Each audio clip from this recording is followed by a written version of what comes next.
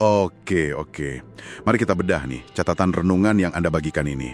Ada satu ide yang langsung narik perhatian saya. Konsep hasil kualitas hidup dari Amsal itu. Jadi misi kita di Deep Dive kali ini cukup jelas ya.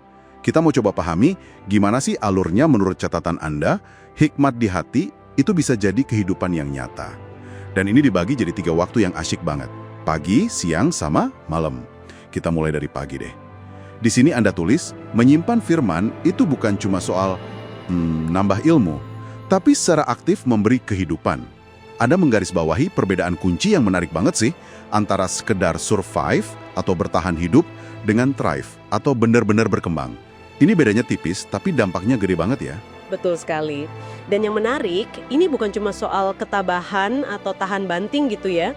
Ini lebih kayak panel surya. Semakin banyak cahaya atau hikmat yang kita serap di pagi hari, semakin banyak energi yang bisa dihasilkan seharian. Bahkan saat katakanlah cuacanya lagi mendung atau ada tantangan. Nah, ini yang disebut vitalitas rohani. Wah, analogi panel surya itu kena banget. Jadi ini bukan soal punya kekuatan, tapi punya sumber kekuatan yang nge-charge terus-menerus. Saya suka banget ide itu. Tapi gimana ya caranya kita mempertahankan itu? Karena seringkali kita mulai pagi dengan semangat penuh, tapi tahu-tahu di tengah hari rasanya aduh kok energinya habis ya. Catatan Anda kayaknya bahas ini di bagian siang kan? Tepat, Anda nangkap banget sambungannya. Di bagian siang, catatan Anda akan merujuk ke Yohanes 10:10 soal hidup yang berkelimpahan. Tapi yang menarik di sini adalah penekanannya itu bukan kelimpahan materi. Oh, bukan soal itu ya? Bukan. Poin utamanya adalah pengalaman damai dan sukacita di tengah tekanan. Catatan Anda bahkan ngasih semacam diagnostik gitu. Kalau kita ngerasa kosong atau hampa di tengah hari, itu bisa jadi sinyal kalau kita mulai kehabisan daya dari sumber spiritual tadi. Baterai batin, gitu ya? Persis. Seolah-olah baterai batin kita mulai low bat. Baterai batin ya ampun. Kayaknya banyak deh yang ngalamin jam 2 siang yang lesu itu. Dan ternyata bukan cuma kurang kopi, tapi ada rasa hampa itu.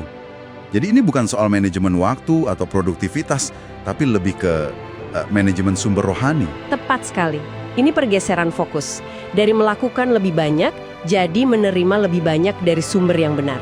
Kalau pagi itu soal mengisi daya, nah siang itu soal menjaga daya itu biar nggak boros atau bocor di tengah kesibukan. Oke. Jadi kita isi daya pagi-pagi, terus kita jaga dayanya di siang hari.